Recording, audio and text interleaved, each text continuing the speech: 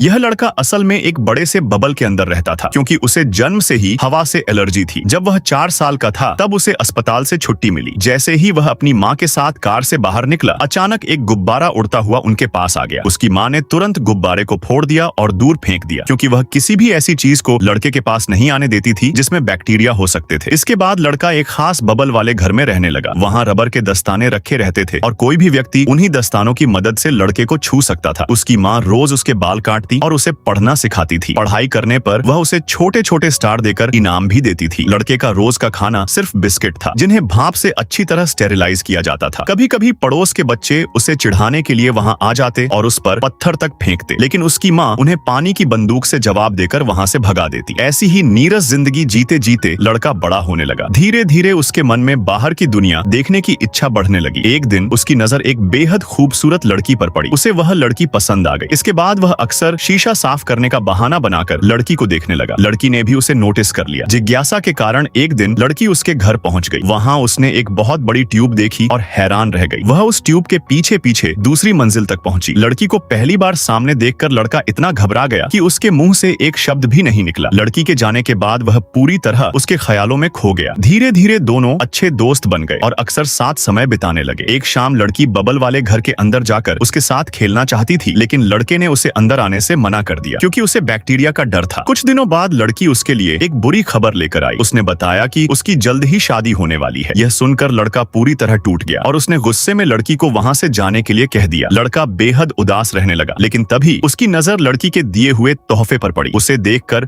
उसने अपनी जिंदगी का सबसे बड़ा फैसला लेने की ठान ली। उसने अपने लिए एक खास बबल सूट बनाया। फिर वह धीरे धीरे कमरे से बाहर निकला, लेकिन सीढ़ियों से उसका पैर फिसल गया और वह लुढ़कता हुआ नीचे जा गिरा। फिर भी उसने हिम्मत नहीं छोड़ी और पहली बार अपने घर से बाहर कदम रखा। यह उसके जीवन में पहली बार था जब वह खुले आसमान के नीचे आया।